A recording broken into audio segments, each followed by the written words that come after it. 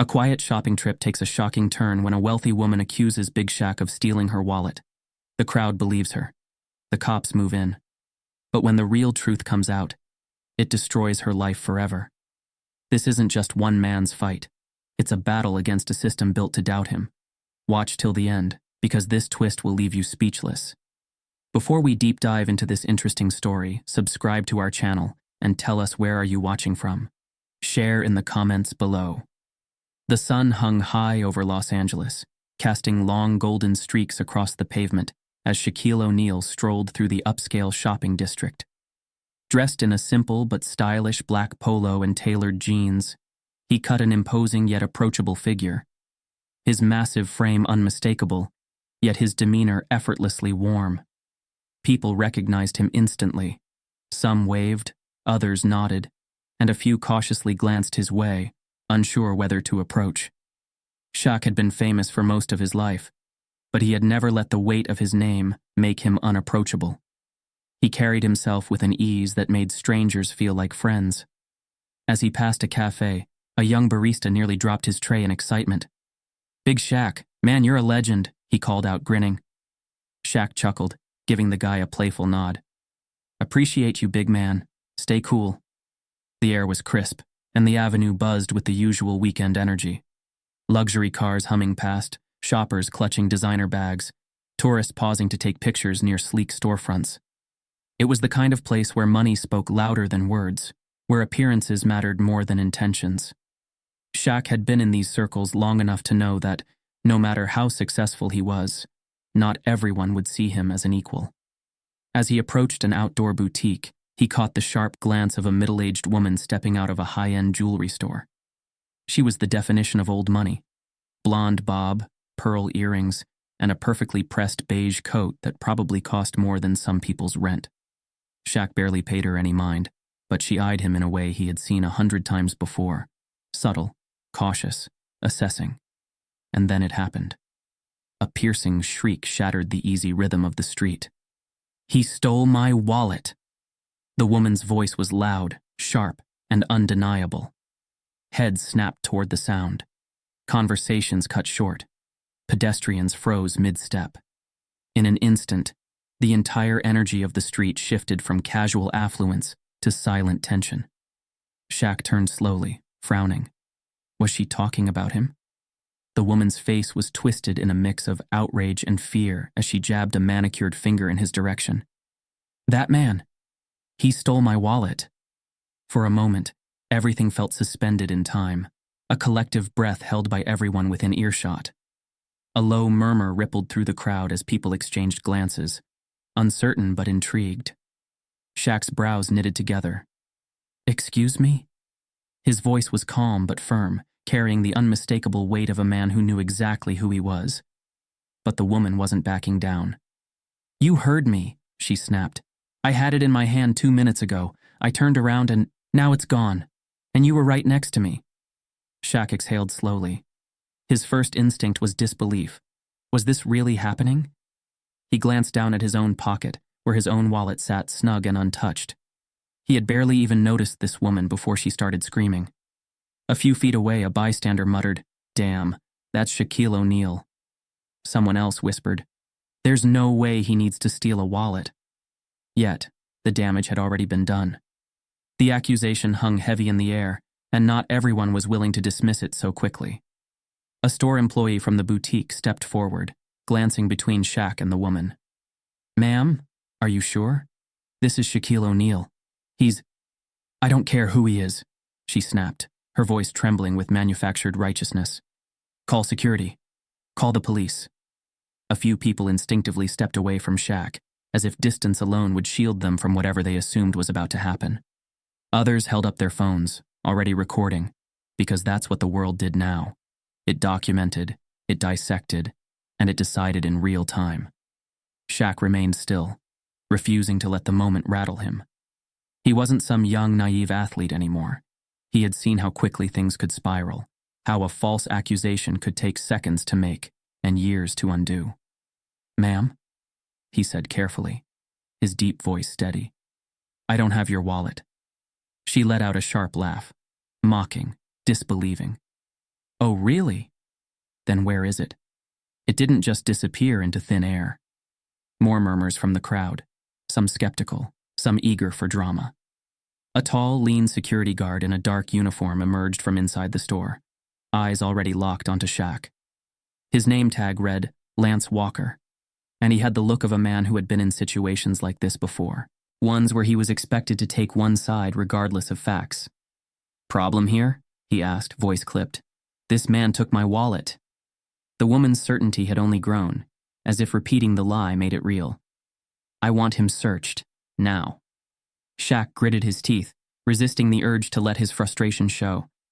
Lance hesitated for a moment, looking Shaq up and down, the hesitation clear. This was Shaquille O'Neal, a man with more money than most people on this block combined. But at the same time, he was a black man being accused in broad daylight by a wealthy white woman. And that changed everything. Shaq folded his arms, his massive frame unmoving. "I don't need to prove anything to you," he said, directing his words at the woman. "You're making a mistake." She scoffed, her face twisting. "A mistake? You expect me to believe?" Before she could finish, a new voice cut in from the crowd. "Is this what we're doing now?" A middle-aged black man stepped forward, his expression laced with both anger and exhaustion. His name was Nathan Briggs, and he had been watching this play out from the cafe next door. He wasn't a celebrity. He wasn't wealthy. But he knew this scene all too well. Nathan gestured toward Shaq. "You really think this man, one of the most famous athletes in the country, stole your wallet?" He shook his head, exhaling. "Lady, you lost it. Ain't no need to drag this brother through the mud just because you can't find your damn purse." Shaq's eyes flicked to Nathan, an unspoken understanding passing between them. The woman's face flushed red. "You weren't even here. You don't know what you're talking about." "Don't I?" Nathan shot back. "I know exactly what this is. You don't even realize what you're doing, do you?" For the first time, the woman hesitated. Shaq watched as uncertainty flickered across her face, not because she was reconsidering, but because the tide was shifting against her. And then, a gasp. "Wait," someone called. "There's a wallet over here." All eyes turned toward the sidewalk near the boutique's entrance, where a young teenage girl had just spotted a small leather wallet lying abandoned on the ground. Shaq exhaled through his nose. "Here we go." The girl picked it up and held it out. "Is this yours, ma'am?" The woman's mouth opened, then closed. A beat of silence, thick and heavy. The security guard, Lance, reached for it and flipped it open. Inside was a driver's license with the woman's name on it. Shaq didn't move. He didn't have to. Everything was already being recorded. A new kind of murmur spread through the crowd. One of realization. One of slow, dawning judgment. The woman swallowed hard, her confidence crumbling. Lance looked at her, then at Shaq. And then, in the most devastating silence of all, he handed her the wallet. No apology, no retraction. Shaq met her eyes. He didn't say anything. He didn't have to.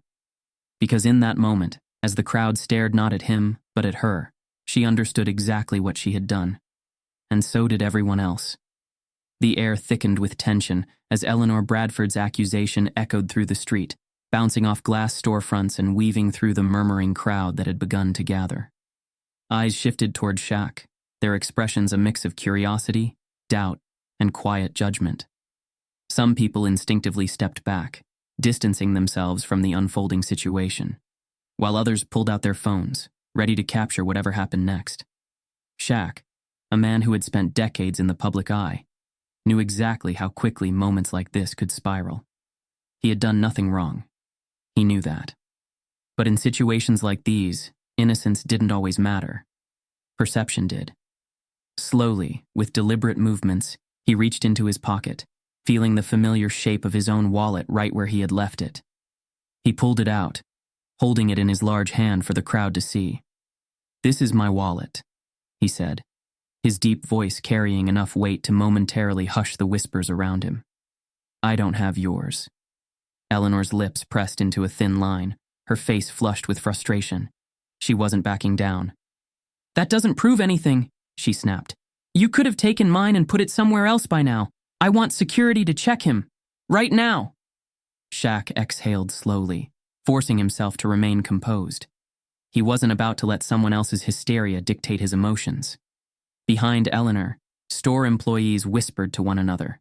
One of them, a young woman wearing a name tag that read Danielle, fidgeted uncomfortably. She recognized Shaq immediately and looked hesitant, as if unsure whether to intervene.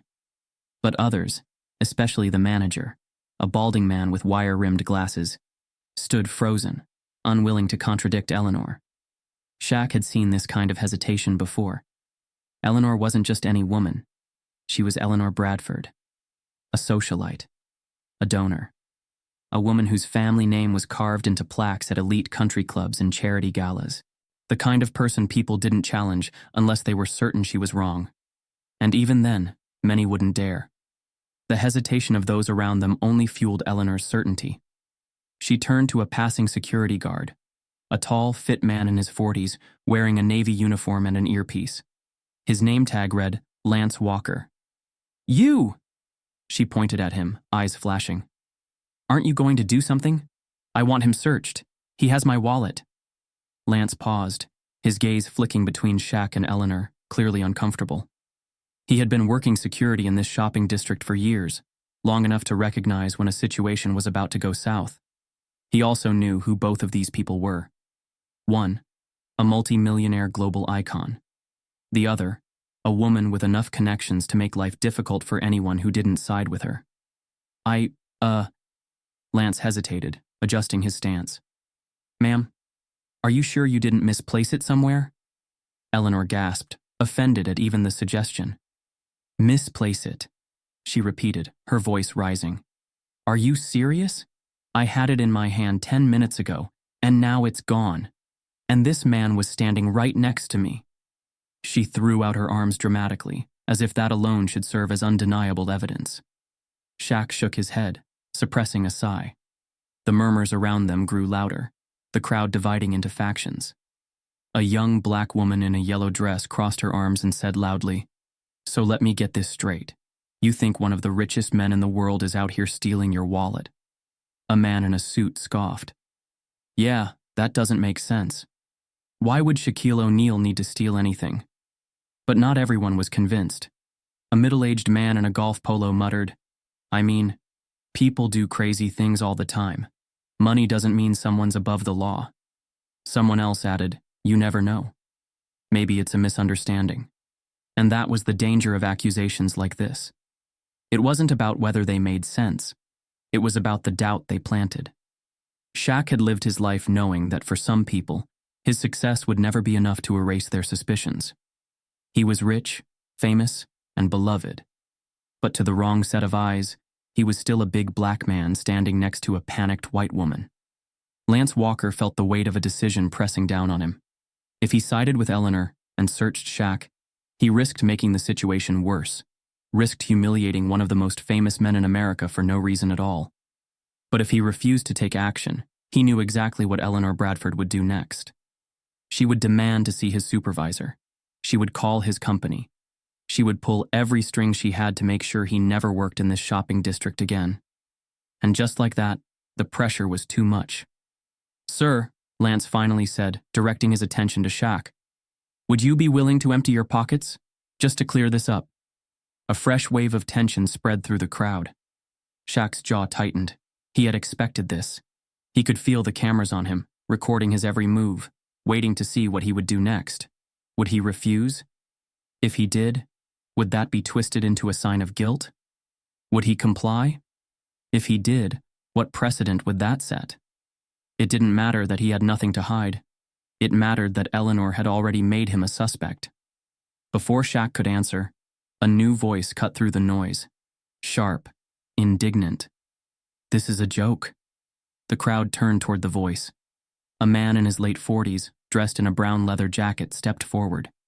He had salt and pepper hair and sharp blue eyes that locked onto Eleanor with thinly veiled disgust. His name was Walter Kane, and he was an attorney who had seen enough racial profiling cases in his career to recognize one in real time. "You're accusing a man like Shaquille O'Neal of stealing?" Walter said, shaking his head. "Have you even considered the possibility that you just lost it?" Eleanor's mouth opened and closed, but no words came out. Walter turned to Lance. Are you really about to frisk a man on camera because a rich woman panicked? Lance swallowed hard, feeling the weight of the moment.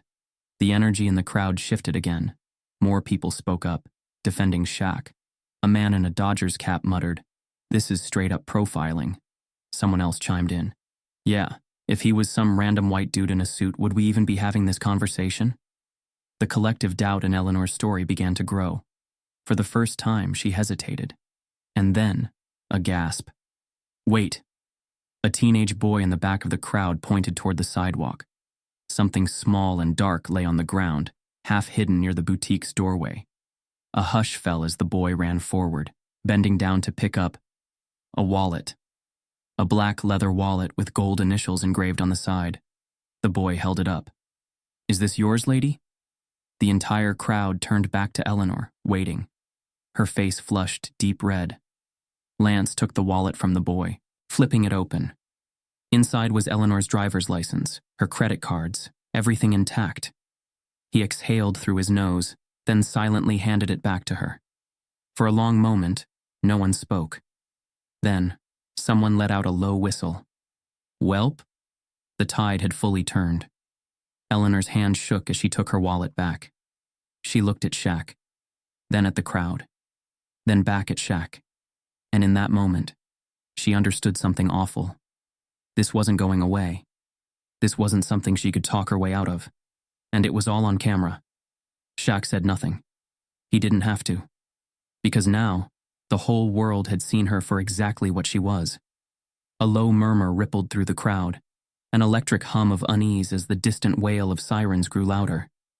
Some people instinctively stepped back, others gripped their phones tighter, eager to capture what would happen next. Shaq stood still, his massive frame rooted to the spot, arms relaxed at his sides, but there was an undeniable weight behind his silence. He had been in the public eye for decades, had dealt with unfair scrutiny before, but this was different. This wasn't a tabloid rumor or a Twitter debate. This was real, unfolding in broad daylight, and everyone was watching. The flashing red and blue lights bounced off the boutique's sleek glass windows as two police cruisers pulled up to the curb. Within seconds, the doors swung open and 3 uniformed officers stepped out. The lead officer, Ben Calloway, was the kind of cop who had seen too much and trusted too little. In his late 40s, with a graying mustache and a tired scowl etched into his face, he approached the scene with deliberate steps, eyes scanning the situation like a man piecing together a puzzle before deciding which side to take. He had been in law enforcement long enough to know that these kinds of calls never ended cleanly. Someone would walk away feeling cheated. The question was, who? Behind him, 2 younger officers, Mason and Ortega, flanked his sides, their hands resting near their holsters, not quite reaching for their weapons, but not entirely comfortable either. Eleanor Bradford wasted no time. There, she exclaimed, her voice sharp with self-righteous fury. That man! He stole my wallet! Calloway's gaze shifted to Shaq, eyes flickering with something unreadable. Recognition, doubt, caution. He exhaled through his nose, then turned to Eleanor. Ma'am, I need you to calm down and explain exactly what happened. Eleanor let out a huff, pressing a hand against her chest as if she were personally offended by the request for patience.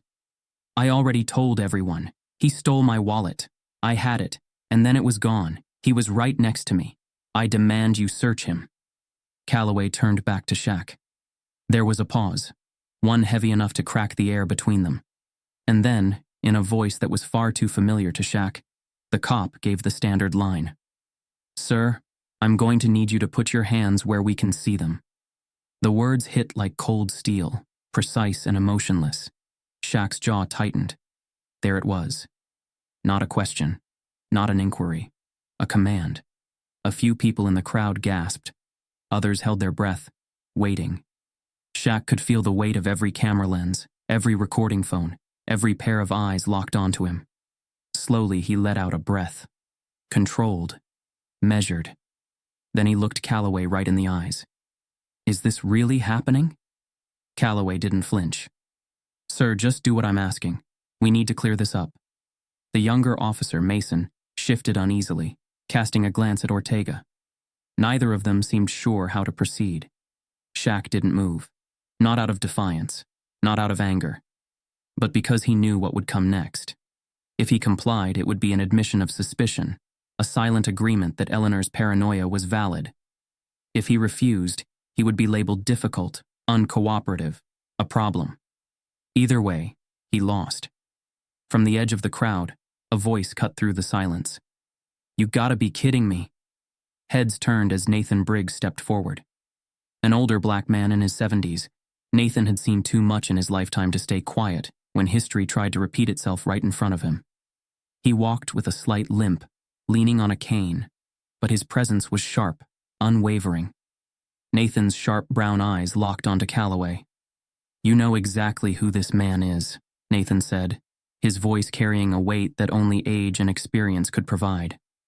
"You're really about to do this? Right here? In front of all these people?" Calloway's jaw flexed. He had a decision to make. Before he could speak, a young woman in the crowd, a journalist named Rachel Carter, raised her phone higher. "We're live right now," she announced. "Over 100,000 people watching." A ripple went through the officers. Now the stakes had changed. Nathan turned to Eleanor. "You already got caught lying once today. You really want to double down?" Eleanor's face flushed deep red. She looked around, realizing that the tide was turning against her. The people who had been hesitant earlier now glared at her openly. The seconds stretched. Then, Calloway exhaled sharply. "All right," he muttered. "Let's slow down." He turned to Eleanor. "Ma'am, are you absolutely certain you saw him take your wallet?" Eleanor hesitated. I thought..." Calloway cut her off. "Number not thought. Are you absolutely certain?" Eleanor's lips pressed into a thin line, and then, in the moment that sealed everything, she looked away. She couldn't even meet the officer's eyes. Calloway read her immediately. He let out a sharp breath, rubbing his temple. "Damn it." Ortega, the younger officer, took a step forward and whispered, "We're getting flooded with messages.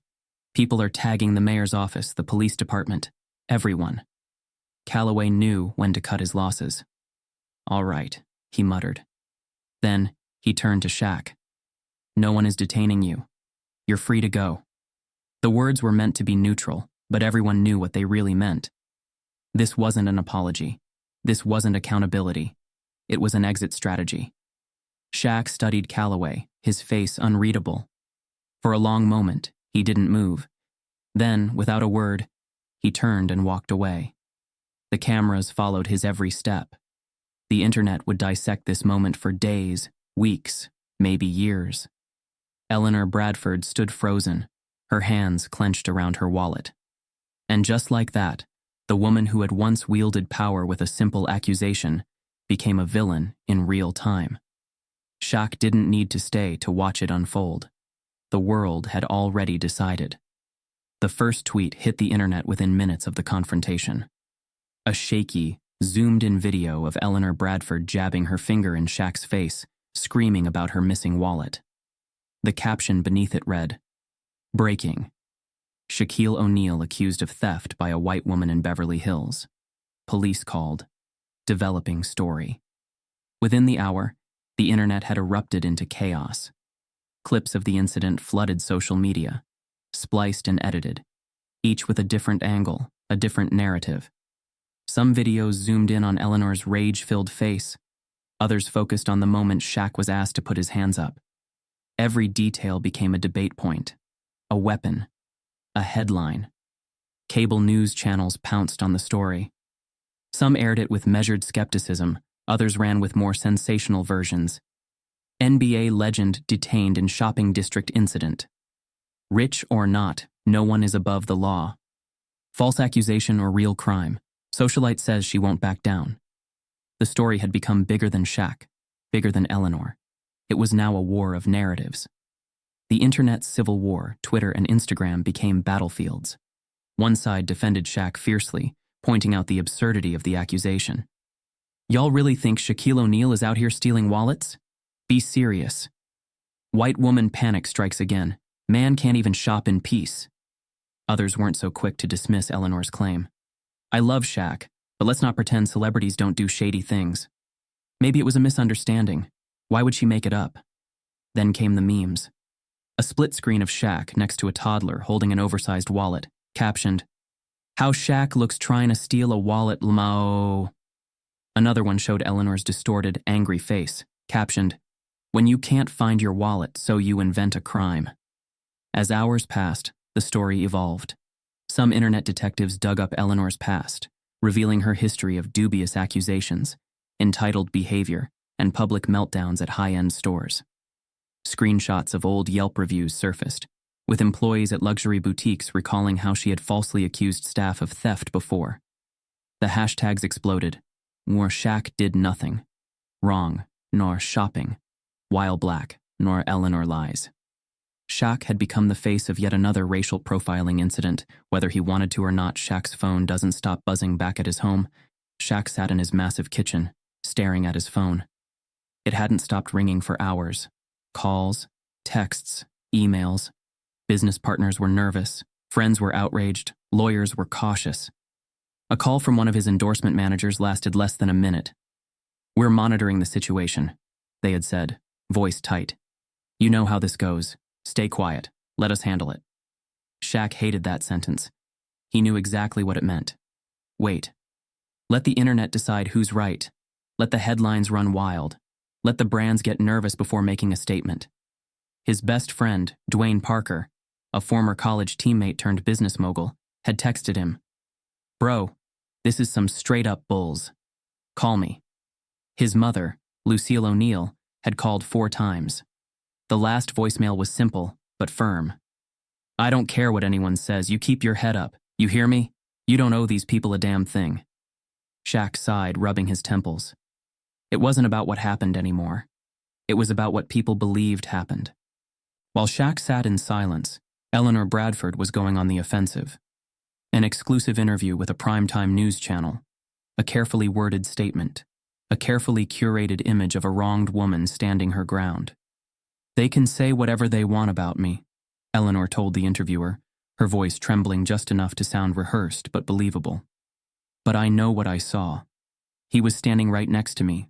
My wallet was gone. I don't care if he's rich, famous, or powerful. Justice should be the same for everyone." The headlines ate it up. Eleanor Bradford refuses to back down. "I will not be intimidated." Legal analysts debated the case on television. One commentator smirked. "It's a classic case of he said, she said. But let's be real. If Shaq wasn't famous, would we be questioning this so much?" Her image wasn't completely intact, though. People weren't forgetting the video. They weren't forgetting the moment she took her wallet back and still refused to apologize. But Eleanor was rich, connected, and stubborn. She wasn't going down without a fight, and she had allies in powerful places. In the middle of all the noise, Derek Mitchell was watching everything unfold from his small office at the Daily Standard. He didn't buy it. A young investigative journalist with a reputation for exposing high-profile scandals, Derek had built his career on finding the cracks in public narratives. And this story stank. He pulled up the videos, paused, rewound, watched them again. Eleanor had claimed she realized her wallet was gone 10 minutes after she saw Shaq. But in one of the videos, a security camera reflection caught something interesting.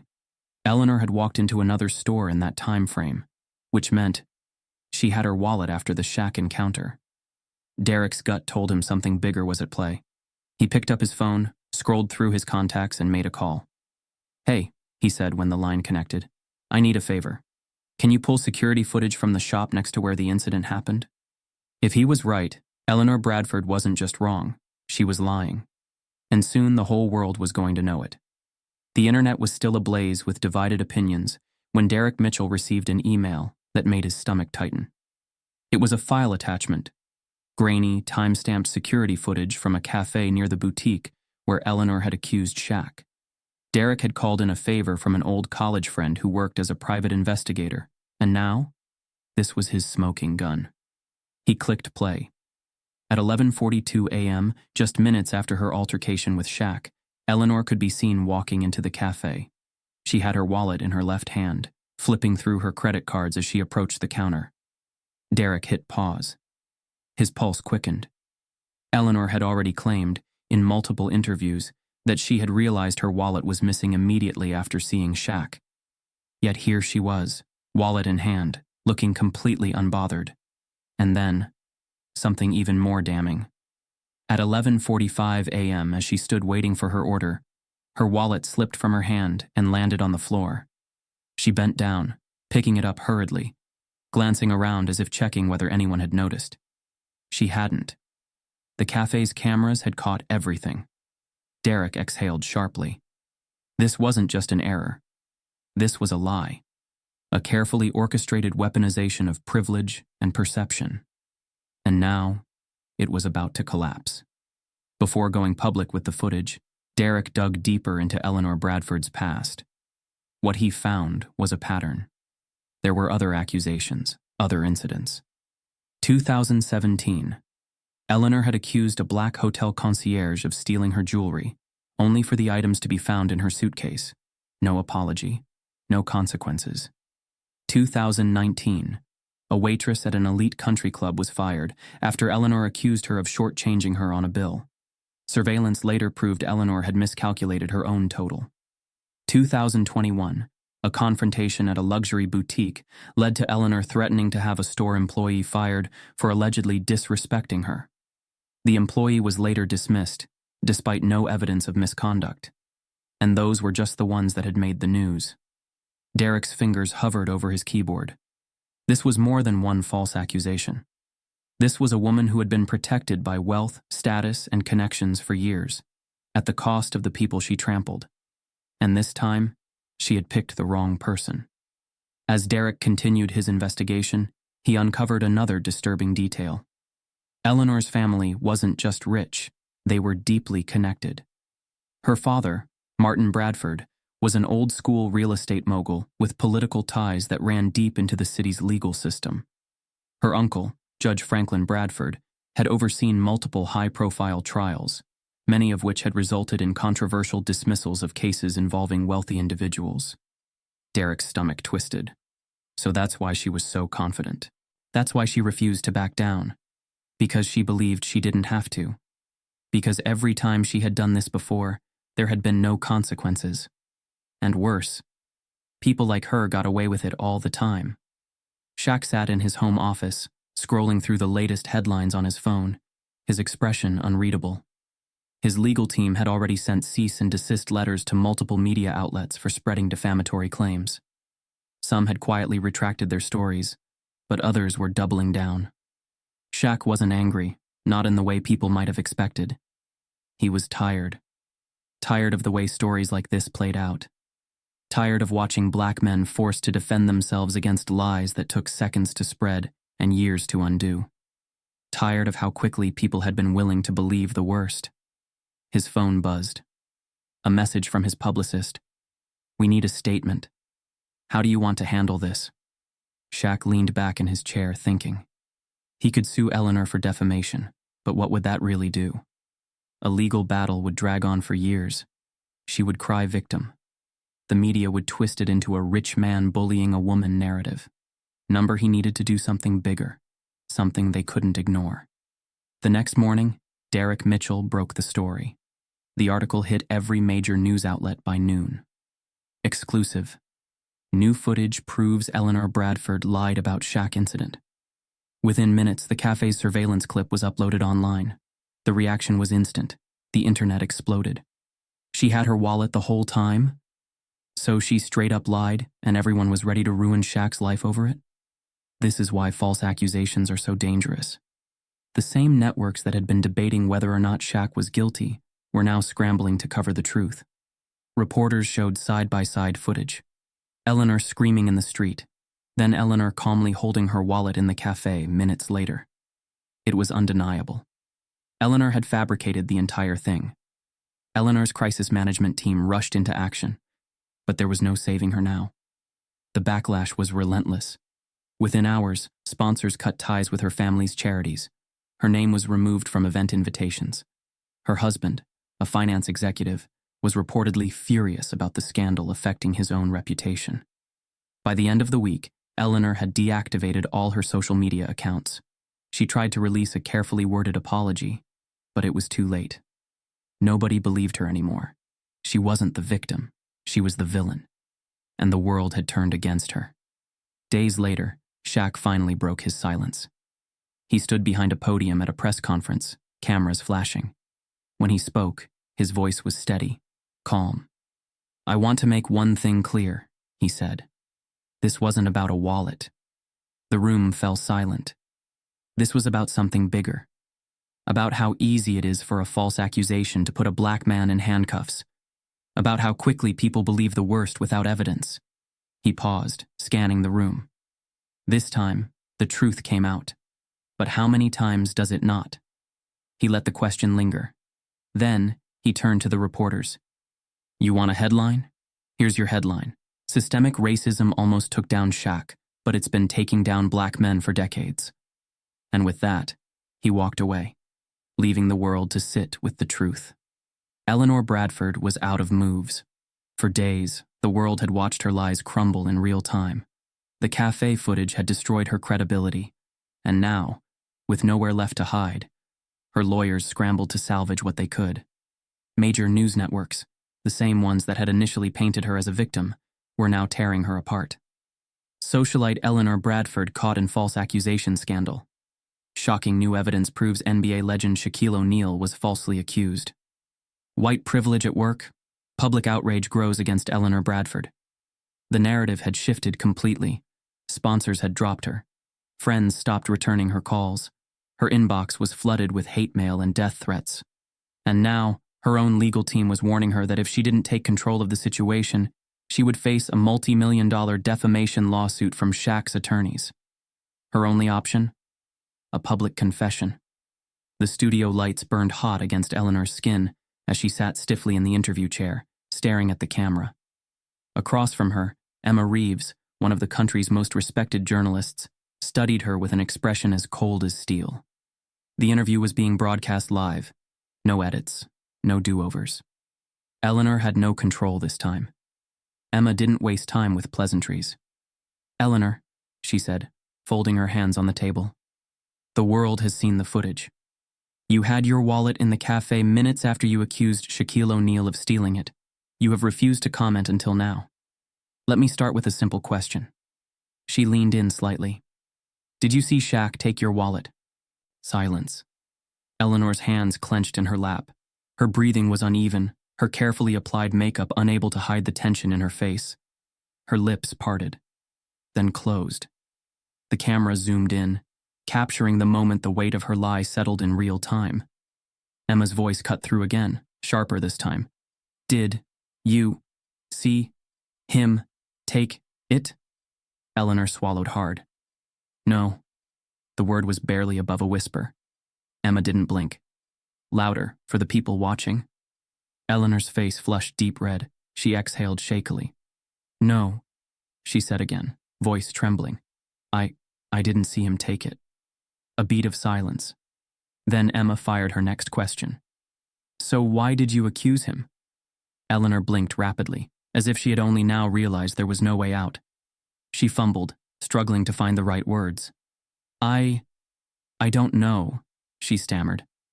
"I was upset, and I just assumed."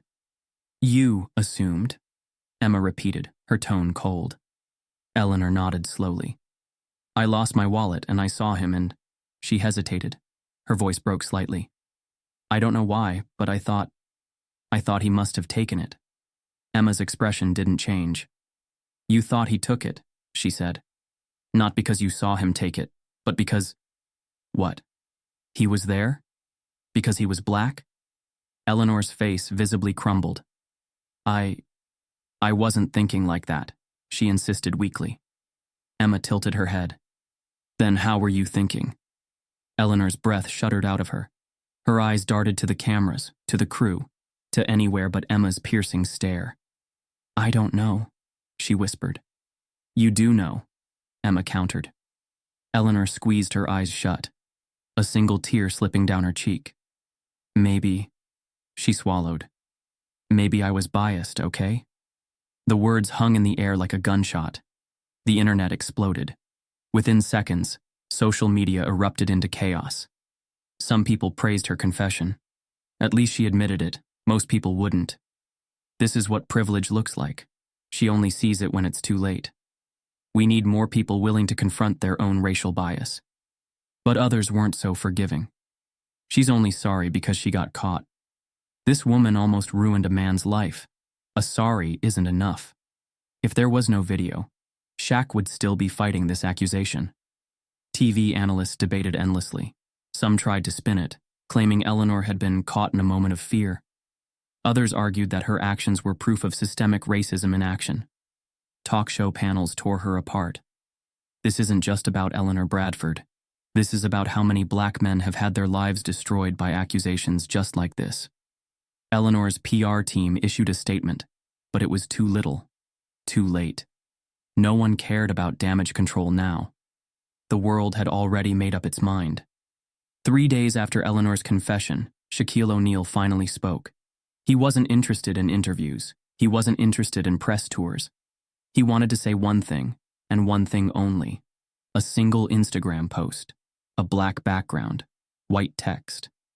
How many men didn't get a camera to prove them innocent? The caption underneath. How many still sit in jail because no one believed them? No anger, no insults. Just a cold, hard truth that no one could ignore. The post went viral instantly. Celebrities reposted it. Athletes, activists, politicians, everyone weighed in. His words became a rallying cry. Because this wasn't just about Shaq. This was about every man who hadn't been able to prove his innocence. Every false accusation that had led to a ruined life, a wrongful conviction, a lost future. Eleanor's confession didn't save her.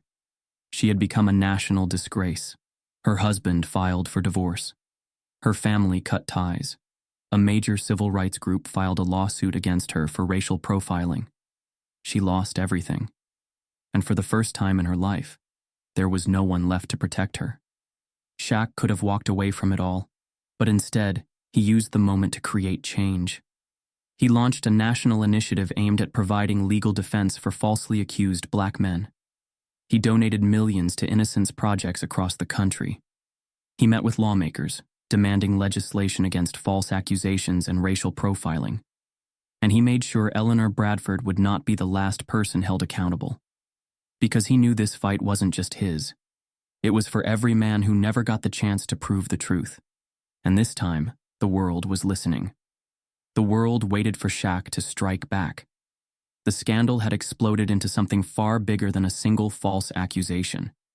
It had turned into a nationwide reckoning on race, privilege, and accountability. Some wanted Shaq to crush Eleanor completely, to sue her into oblivion, to demand her arrest, to make an example out of her.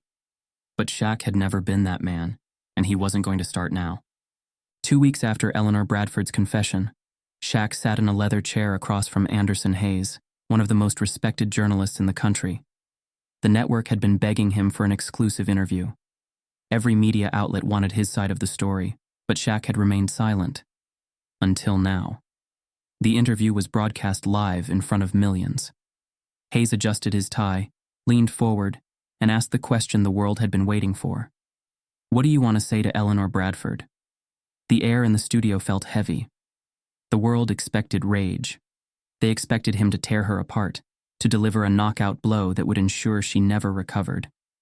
But Shaq simply sighed, his massive hands clasped together. I want to say, he began, voice deep and steady, that I forgive her. A stunned silence fell over the studio. Hayes blinked. You forgive her? Shaq nodded. I do. Social media erupted instantly. Forgive her? Nah, she tried to ruin his life. Shaq is a better person than me. No way I'd let that slide. This is why he's a legend, bigger than the game. The clip was shared millions of times within hours. Everyone had expected a fight. Instead, Shaq had given them something they didn't know how to process. Grace. As the interview continued, Shaq didn't focus on Eleanor Bradford's lies. He focused on something deeper. This isn't just about me, he said. I got lucky. There were cameras, there were witnesses, there was proof. He let that hang in the air for a moment. But how many men don't get that? Anderson Hayes nodded.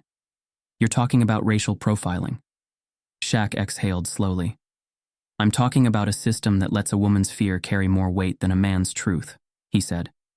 I'm talking about how fast people are to believe a black man is guilty before they even ask what happened. He leaned forward slightly, his voice calm but powerful. We live in a world where a simple accusation can destroy someone's life. I'm lucky because I had money. I had cameras. I had people willing to stand up for me. But what happens when the person being accused doesn't have those things? The room went silent. He wasn't asking for sympathy. He was asking for change. Shaq could have ended the interview there, but he had one more thing to say. I don't just want to talk about the problem, he continued. I want to do something about it. He turned directly to the camera. That's why I'm launching the O'Neal Initiative. The screen flashed with the logo, bold, black and white, simple but powerful. It was a nationwide program dedicated to educating communities on racial profiling, legal rights, and bias awareness. We're going to schools, law enforcement agencies, workplaces. We're going to teach people how to recognize bias before it turns into a false accusation, before it turns into a wrongful arrest, before it ruins another life. The world listened. Because this wasn't just another celebrity cause. This was Shaq putting his money where his mouth was, and people took notice. As Shaq's speech went viral, Eleanor Bradford tried one last time to save herself. She released a statement. I deeply regret my actions and the pain I've caused Mr. O'Neal. I acknowledge my bias and my mistake, and I am committed to educating myself on these important issues. But no one was listening anymore. Her apology felt hollow. The damage was done. She had gone from a respected socialite to a national disgrace, and the world had moved on without her. Weeks later, Shaq stood on a stage in front of thousands of students at a university auditorium, speaking about accountability, change, and justice. A young black man raised his hand from the audience. Mr. O'Neal, he said, do you think Eleanor Bradford deserved what happened to her? Shaq paused, considering the question. Then he shook his head. No, he said. She deserved to learn. The audience fell silent. She deserved to understand what it feels like to be judged unfairly. She deserved to face the truth about herself. And she did. A small smile played at the edge of his lips. And maybe, just maybe, that's enough. The crowd erupted in applause, because Shaquille O'Neal had turned injustice into impact. And in the end, he had won in a way no one ever expected. The storm had passed, but its impact remained. The headlines had shifted. The outrage had settled. The cameras had turned to the next big scandal. But the consequences of that single moment on the sidewalk, one woman's lie, one man's dignity, and a nation's reckoning, still lingered. Shaquille O'Neal had won, but he never celebrated, because he knew that winning one fight didn't mean the war was over. Shaq's legal team had everything they needed to drag Eleanor Bradford into court. They could have buried her under a multi-million-dollar defamation lawsuit. But Shaq made a different call. He dropped all personal charges. His legal team released a short, firm statement. Mr. O'Neal is choosing not to pursue personal legal action against Ms. Bradford. Instead, he is focusing on ensuring that incidents like this spark real conversations about racial bias, accountability, and justice. Some people didn't understand his decision. Why let her off the hook? She tried to ruin his life. He should ruin hers. But Shaq wasn't interested in revenge. He was interested in change. He redirected his legal team's efforts toward advocating for laws that penalized false accusations, not just against celebrities, but against everyday people who didn't have cameras to prove their innocence. And that's when the real pressure began. The Beverly Hills Police Department wasn't expecting the backlash. When the viral moment had first unfolded, they thought it would blow over like every other media frenzy. But Shaq's decision to turn his personal battle into a national conversation meant that their role in the incident couldn't be ignored. The footage of Officer Ben Calloway telling Shaq to put his hands up had resurfaced again and again, sparking outrage from civil rights groups and the public. Why did they assume Shaq was guilty first? Would they have questioned a white man the same way? How many times has this happened without cameras rolling? Under public pressure, The police department was forced to respond. Calloway and his team were placed under internal review. City officials were pushed into emergency meetings to discuss racial bias in law enforcement. And for the first time, the Beverly Hills Police Department issued a public commitment to improving their handling of racial profiling incidents. Shaq watched it all unfold, knowing it was bigger than him. If his name, his wealth, and his status could force this conversation, then maybe, just maybe, it would help the people who didn't have those privileges. While Shaq continued to fight for change, Eleanor Bradford was watching her life fall apart. She had become untouchable, and not in the way she used to be. Her charity board memberships, revoked. Her invitations to exclusive galas and fundraisers, gone. Her husband, furious that their family name was now a stain, filed for divorce. The same powerful circles that once protected her had abandoned her. Because privilege was only as strong as the people willing to defend it. And Eleanor had become a liability. For the first time in her life, no one was making excuses for her. She tried to apologize again, another PR written statement, another forced attempt at redemption. But it was too late. People had seen the truth, and she was on her own. For weeks, news panels, talk shows, and online debates kept returning to the same question. What if there were no cameras? What if Shaq hadn't been famous? What if the wrong cop had shown up? The conversation wasn't just about Eleanor anymore. It was about every false accusation that had led to wrongful arrests, broken lives, and shattered reputations. It was about the countless men who weren't lucky enough to have a viral video prove their innocence. Shaq had forced the country to look in the mirror, and for once, people weren't looking away. Months later, Shaq was back on the road. Not for basketball, not for business, for the O'Neal Initiative. He spoke at schools, community centers, law enforcement training seminars. He sat down with senators, legal experts, and civil rights leaders. He wasn't just talking, he was pushing for real legislative change. A law proposal was already in motion, one that would make false accusations a criminal offense with real penalties. It wasn't an easy fight, but Shaq knew that real change never was. And if this battle helped even one person, it was worth every second. One afternoon, months after the incident, Shaq walked through the same shopping district where it all began. The sun shone just like it had that day. But something was different now. People looked at him with a new kind of respect. Not because he was famous, not because he was rich, but because he had faced something ugly and turned it into something meaningful. As he passed the cafe, a young black man in his 20s approached him. "Mr. O'Neal," the young man said, hesitation in his voice. "I just want to say, what you did? That meant something." Shaq looked at him, really looked at him, because this was who it was all for. Not for revenge, not for ego, for the people who needed someone to stand up and say, "We see you, we hear you, you matter." Shaq gave the young man a nod. "Appreciate you, man." And then, he kept walking. Because he knew that this wasn't the end of the fight. It was just the beginning. The sun hung low over Los Angeles, casting a golden glow over the same shopping district where everything had once gone wrong. But today, it felt different. Shaquille O'Neal walked down the familiar sidewalk, his massive frame moving at a steady, unhurried pace. Months had passed since that day. Since one false accusation nearly unraveled everything. Since the world was forced to look at itself in ways it had long ignored. Now, as Shaq strolled past the high-end boutiques and cafes, heads turned, but not in suspicion. People recognized him, and this time, they saw him for who he truly was. A middle-aged woman in a blazer, one of the same types who might have once given him a cautious glance, now smiled warmly. "Good to see you, Mr. O'Neal."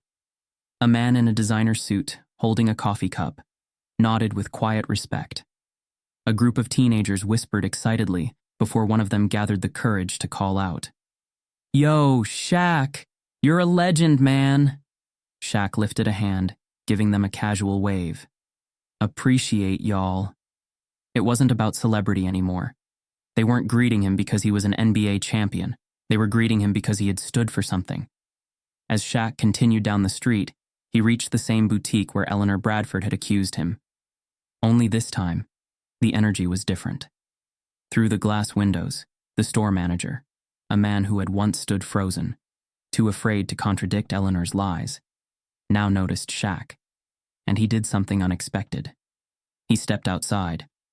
"Mr. O'Neal," he said, clearing his throat. Would you like to come in?" Shaq raised an eyebrow, his lips curving slightly. "Last time I checked, I wasn't exactly welcome here." The manager visibly swallowed. "That was a mistake." He shifted, clearly uncomfortable. We should have handled things differently."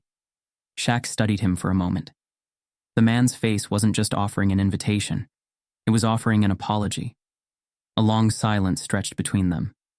Then Shaq exhaled, a knowing look in his eyes. "Nah," he said, shaking his head. "I'm good." He wasn't interested in accepting an invitation out of guilt. Some things weren't fixed with a simple gesture. The manager nodded, understanding. And as Shaq turned away, he knew he had already won. As Shaq continued walking, a small voice called out from behind him. "Mr. Shaq." He turned. A little boy, no older than 7, stood there staring up at him with wide eyes, clutching the hand of his mother. Shaq smiled and crouched down so they were at eye level. "Hey, big man, what's up?" The boy hesitated, then took a deep breath. "I saw what you did on TV," he said, voice soft but certain. Shaq waited. The boy's fingers tightened around his mother's hand. "You're my hero."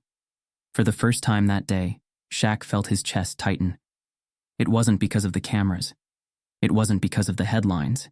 It was because this moment, this tiny human moment, meant more than any of it. The mother, her eyes glistening with emotion, gave Shaq a grateful smile. "Thank you," she whispered, "for everything." Shaq nodded, swallowing past the lump in his throat. He lifted a fist toward the boy. "Let me get a fist bump, little man." The boy's face lit up. He eagerly bumped his tiny fist against Shaq's massive one. And just like that, the moment was sealed. As Shaq rose to his feet, the boy's words echoed in his mind. "You're my hero." It wasn't because of basketball. It wasn't because of fame. It was because he had stood tall in the face of injustice. Because he had chosen grace over anger. Because he had turned pain into purpose. And as he continued walking down that street, the very street where his integrity had once been questioned, Shaq knew one thing for certain. The fight wasn't over. It never would be. But if moments like these were possible, then change was too. As the camera slowly pulled away, Shaq disappeared into the bustling city, his figure blending into the world he had helped change. No dramatic music, no flashy ending. Just a man who had refused to be broken, and a world that would never forget what he had taught them. Fade to black. How many innocent lives have been destroyed without a camera to prove the truth? It's not just about Shaq. It's about a system that decides guilt before it sees proof. Next time you hear an accusation, ask yourself, are you searching for the truth or just accepting the lie? Because silence lets injustice win, and the next victim might not have a second chance.